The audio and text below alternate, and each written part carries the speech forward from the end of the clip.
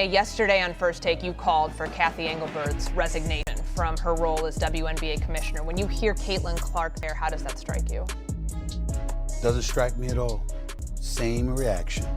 Cathy Engelbert should resign as the commissioner of the WNBA. Ladies and gentlemen, stop everything because we are witnessing what may be the most self-destructive business decision in modern sports history.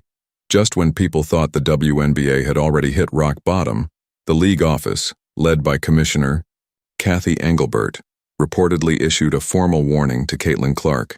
And for what? Not for breaking rules or violating policies, but for signing a historic broadcasting deal with NBC Universal. The league allegedly claims her media partnership is a conflict of interest. Let that sink in. The player credited with driving record ratings, revenue growth, and national attention now faces legal pressure for promoting basketball on national television. Even major sports voices like Stephen A. Smith are calling this out. What should have been celebrated now looks like internal sabotage, and if the league believes it can intimidate its biggest star, it may be underestimating where the real power lies. And unappreciative of the athletes that represent her league. And then the person I call the golden goose of the WNBA, Caitlin Clark, you understand, who is box office for the WNBA. Just look at the numbers, look at the ratings, look at everything. For her to come out and... You know the situation is serious when Stephen A. Smith takes off his glasses and stares directly into the camera. And that's exactly what happened. When the news broke, he didn't just criticize the WNBA. He called it egregious, blasphemous, and driven by jealousy, even suggesting someone should resign. He argued that Commissioner Cathy Engelbert wasn't acting like a leader, but like a hall monitor, questioning how the league could threaten its biggest star instead of celebrating her. According to him, the so-called conflict of interest makes no sense. If Caitlin Clark is on national television promoting basketball while wearing WNBA gear, that's free marketing and priceless exposure. In his view, attacking the very player, bringing visibility and revenue to the league isn't protection, it's self-sabotage. The claim that Caitlin Clark working with NBC somehow harms the WNBA has been called outright nonsense, with comparisons made to the idea that Michael Jordan filming Space Jam hurt the Chicago Bulls. Stephen A. Smith went as far as demanding Commissioner Cathy Engelbert's immediate resignation, arguing that any leader who cannot recognize Clark's value is unfit to run the league. In his view, the warning reflects deeper leadership issues, suggesting the league is battling its own success because it cannot control its biggest star. Stripping away emotion, the numbers make the controversy even louder. Clark's base salary sits around $76,000, a figure many argue is shockingly low in professional sports. Critics say when the league's most marketable player earns that amount while driving massive attention and revenue, it raises serious questions about priorities and perspective at the top. Critics argue it makes no sense for a league to pay its biggest star a modest rookie salary while trying to control her outside opportunities. The comparison being made is simple. If someone earns a limited income at one job but is offered a multi-million-dollar national media deal elsewhere, restricting that opportunity feels unreasonable. In this situation, Caitlin Clark's NBC partnership is portrayed not as a side project but as a major career move that reportedly dwarfs her league salary. Detractors say that attempting to limit that kind of exposure and income sends the wrong message, suggesting outdated business thinking rather than modern sports management. The broader argument is clear. If a league wants exclusive control over a generational talent, it must be prepared to offer compensation that reflects that exclusivity. Some argue that unless the league is willing to put superstar-level money on the table, it has little ground to dictate what a player can or cannot do off the court. That's why the bigger question being raised is why league leadership would make a move so likely to backfire. Observers suggest this decision wasn't purely a boardroom strategy, but a response to locker room pressure.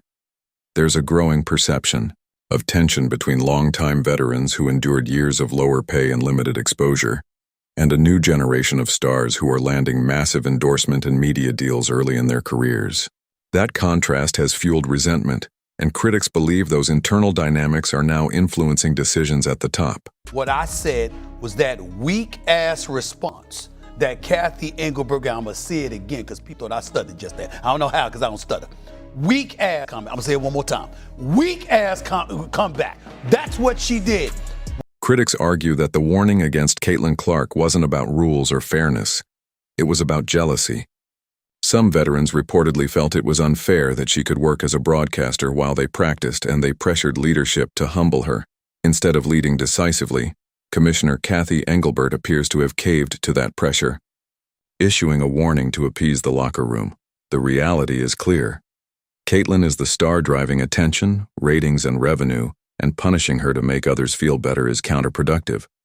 As Stephen A. Smith pointed out, the veterans should be asking how to reach her level instead of trying to pull her down, because the warning is less about policy and more a reflection of deep-seated envy. The warning against Caitlin Clark has been called institutionalized hazing with no legal basis. NBC Universal, owned by Comcast, is a media giant with legal resources far beyond anything the WNBA could challenge. If the league tried to enforce the warning or block her from broadcasting, Comcast could easily crush them in court. Legally, Clark's WNBA contract likely doesn't restrict outside work, especially in media rather than direct basketball competition. The so-called conflict of interest makes no sense. NBC airs the NBA, and the WNBA partners with the NBA. Critics say this excuse is fabricated, designed only to exert control. Meanwhile, major sponsors like State Farm, Gatorade, Nike, and Wilson have invested heavily in Clark, highlighting her value and influence far beyond the league itself. At this point, it's clear that Caitlin Clark has the sponsors, the fans, and the media on her side, not the WNBA. Any attempt by the league to suspend or punish her risks enraging giants like State Farm, Gatorade, Nike, and Wilson, who could immediately demand action or pull funding. As Stephen A. Smith warned, the IDC league is playing with fire while covered in gasoline. Now the ball is in Clark's court, and if history is any guide, she won't back down. She'll appear on NBC, hold the microphone, interview top stars like LeBron James, and directly challenge the league to act. The WNBA has created a classic lose-lose scenario. Suspend her and risk destroying their own credibility, or back down and appear weak. Either way, the league has put itself in an impossible position while their star continues to shine. The WNBA may have just made the most self-destructive decision in sports history by warning Caitlin Clark over her NBC broadcasting deal. Clark, who has single-handedly driven ratings, revenue, and attention to the league, faces scrutiny not for breaking rules but for expanding her career and promoting basketball nationally. Critics, including Stephen A. Smith, have called the move egregious and demanded resignations, highlighting the jealousy from veterans who feel threatened by a 22-year-old rookie flying private, signing 8-figure deals, and being treated like royalty. The so-called conflict of interest is flimsy at best. NBC airs the NBA, and sponsors like Nike, Gatorade, and State Farm are fully backing Clark. Any attempt to suspend her risks enraging fans and sponsors alike, while legal action against NBC would be a suicide mission. Clark holds the ultimate leverage.